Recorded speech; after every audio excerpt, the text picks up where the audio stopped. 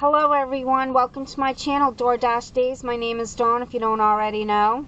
Today is Sunday, January 5th, and I have some good news and I have some bad news. The good news is I'm back to filming videos. The bad news is I just worked a 4-hour shift, did my filming, and the SD card that I filmed on snapped in half. Totally my fault. I accidentally bent it, and then when I tried to bend it back so it was straight, it snapped in half. So I just lost all my footage for today. Thankfully I have a backup SD card, but I think what I'm going to do, because I'm really sad that I broke my SD card, and I'll show you. This is what it now looks like. It's in two pieces, so that's not going to work. But I am going to go over the orders that I did today. But first, the last video that I published was a $1,000 week challenge for the week before Christmas. I didn't make the $1,000 because we had some bad weather. It was snowing and freezing rain, and then the temperatures were freezing for the next couple of days. So I opted not to go out dashing because of safety reasons. From experience, I know that people just don't clear off their sidewalks or their driveways or the walk up to the stairs and the stairs. So I just don't dash when I know that there's going to be some safety issues. So I didn't make the $1,000 the week before Christmas. Then I took a few days off between Christmas and New Year's Eve to spend with my boys, but I was back at it for Monday, Tuesday, took Wednesday off, New Year's Day, Thursday, Friday, Saturday, and today. So when we started the shift this morning, I was at $951.90. So I knew that I was going to break 1,000 for this week. Here's what my ratings were. 82% acceptance rating, 98% completion rating, 5.0 customer rating, finally had that 3-star fall off, 94% on time or early, and I was at 188 deliveries for the week.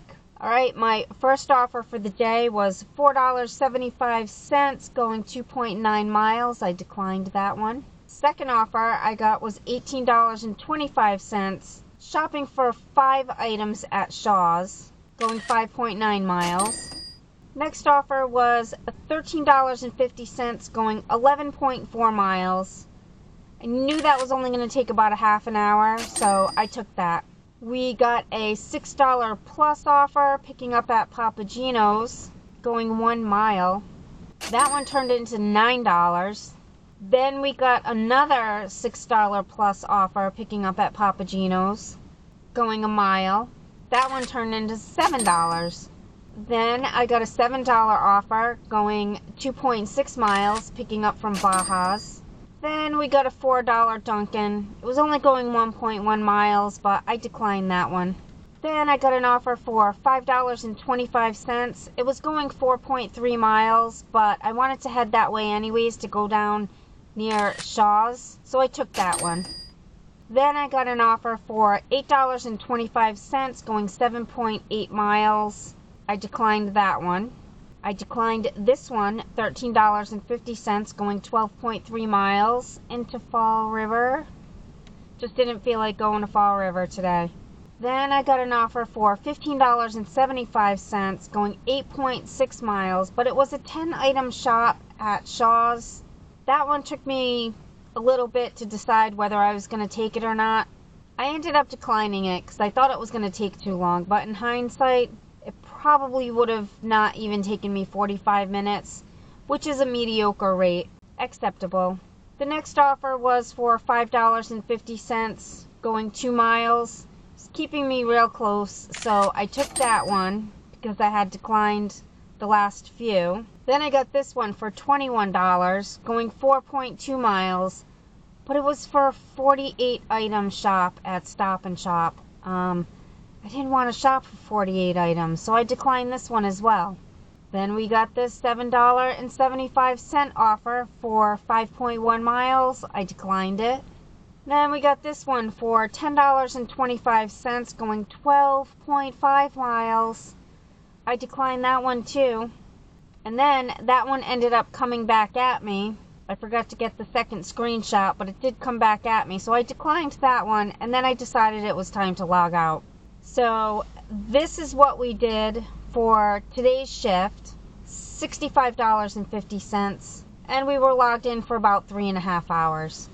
So I did for the week $1,017.40, and I was logged into the platform for 42 hours and 15 minutes. So that gives us an average hourly rate of $23.80. I drove 563 miles, giving me a dollar per mile rate of $1.81, and I did 100 deliveries exactly, averaging $10.17 per delivery. My mileage deduction is $377.21, so that is money that I do not have to pay taxes on. My taxable income is $640.19, so my self-employment tax is $97.95. My fuel cost for the week was $41.47, and I'm going to put aside 15 cents per mile for future maintenance, totaling $84.45. So that's going to leave in my pocket $793.53, which is about 78% of my gross earnings. My ending acceptance rate is 76%, and that is because I declined all of those offers. My delivery count is up to 195 for the month. So speaking of deliveries, I hear DoorDash is going to do away with the rolling delivery count, and the tier program criteria is going to change by assigning points, which will determine which tier you fall in. So the higher your percentage rating is for your acceptance rate, your customer rating, your completion rating. But if you want to know more information on that, go see the videos that your driver Mike has published over the last month. He's got all the details on that. But I just wanted to mention it in case you haven't heard yet. Another thing I wanted to mention was I think I had a good week this week. I saw more peak pay. I got more stacked orders throughout the week. I got a couple of really amazing shifts, like $100 in 3 hours. One of those was New Year's Eve, so that was kind of expected. But last night, Saturday night, I did $100 in 3 hours. That I was not expecting. Anyways, DoorDash, I guess, is cracking down on accounts that are like fake. So they're doing more of the selfie verification, where sometimes in the middle of a shift they'll interrupt you and you have to take a selfie verification. That hasn't happened to me yet, but there has been a few times that when I go to start my shift, I have to do a selfie verification. So that may be one reason why my average hourly rate and my dollar per mile rate is higher. So we'll see over the next few weeks how that goes. If this is just a fluke week or if this is something that's gonna continue on, which I hope, because my average hourly rate has increased from what, 18, 19 to 23, 24. So hopefully it'll keep going. And the last thing I wanted to mention was the DoorDash Crimson card that is replacing the Dasher Direct card. I believe you have until January 21st to make the transition. But I wanted to mention something about taking cash withdrawals from ATMs. The Dasher Direct card used to be All Point Network, which for me, I could walk into a CVS or a Walgreens and take a cash withdrawal without getting charged anything. Not the case with the Crimson card. This is a completely different network. I had a little bit of trouble finding out which network and where the ATMs were located for the Crimson card. And I did a search. I went into the DoorDash articles and it kept just routing me back to the Dasher Direct information. but one of the searches came up on the main screen before I hit the link into the article. It said MoneyPass. So I went into moneypass.com and did a search and find out where those ATMs were, and I went to withdraw money from a MoneyPass ATM, and it didn't charge me extra fees.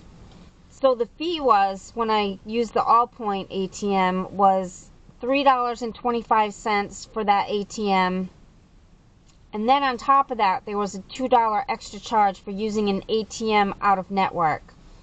So be real careful if you're taking cash out of ATMs. Try to find one that's not going to charge you, because that's stupid to pay money to get your cash out. So unfortunately, that's it for this video. Not as exciting as I had planned on it to be, but I guess the good news with that is I'll get this published by Monday instead of Wednesday like I had planned, because I don't have to go through all that footage and edit that into something entertaining. So I apologize for that. But anyways, subscribe, like, and send a comment, and I'll see you in the next video.